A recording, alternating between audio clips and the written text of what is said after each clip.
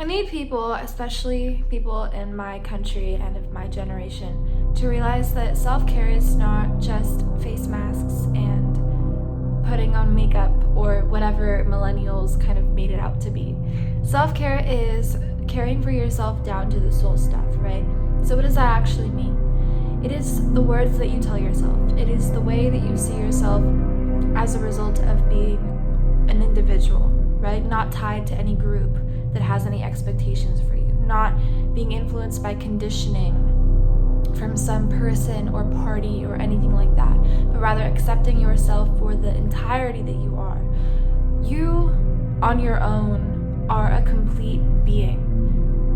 There's a spider on my roof, and he is also a complete being, because we all have, the proper necessary components to live this lifetime that we have been given. This life is a gift, right? Especially the human life. And the universe provides. It gives us whatever we need in order to be able to carry out our functionings here. It gives us the necessary air. It gives us the necessary abilities for survival. And self-care is honoring those abilities and implementing them. So we all have the ability to talk to ourselves and to formulate a reality in our heads. And it's up to us, I think, as well as being conscious, healing adults. It's up to us to make sure that the reality in our heads is cared for, the world in our minds is nurtured, and we are constantly raising ourselves in this way. So, prime example, I used to say so many negative things to myself, even as a joke, because for me, my humor is also a little bit too much. So I used to just make fun of myself a lot, and it's fine, but it's not, because your subconscious doesn't know the difference between a joke and not a joke. So if you're going around telling yourself that you're this or that in the pretense of trying to make light of a situation that you actually could be struggling with, then you're not helping yourself or anybody else. In fact, you might be making it worse for yourself. So self-care is huge. There's so many types of self-care. It's like the way you talk to yourself, what you focus on when you look in the mirror. What do you focus on when you look in the mirror? I focus on my vibe, right? So how I feel. So when I look in the mirror, it's because I am, checking something.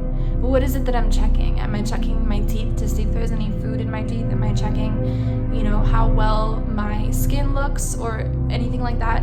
It's just really important to be mindful, because, there's nothing wrong with checking to see if you look good. But the bottom line is that the physical appearance changes moment by moment, right? Day by day. We are never going to be as young or old as we are right now in this present moment. And the body ages. We don't have any control over this. So what we should be looking at when we look in the mirror is, not the potential flaws that we could find, because there's so many flaws that we can find with ourselves or our personalities or our lives. We don't have this or that. But in reality, we have everything that we need, right? Because it's in here. Everything we need is already with us.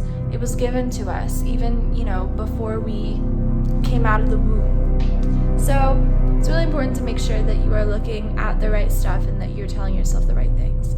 Because this life is up to you to be as beautiful or miserable as you want it to be at the end of the day. And if you want it to be miserable, that's your call, It doesn't have to be. Are you kidding me? It says in the Bhagavad Gita, this life can be nectar here as well, if we want it to be. And how do we make this life nectar?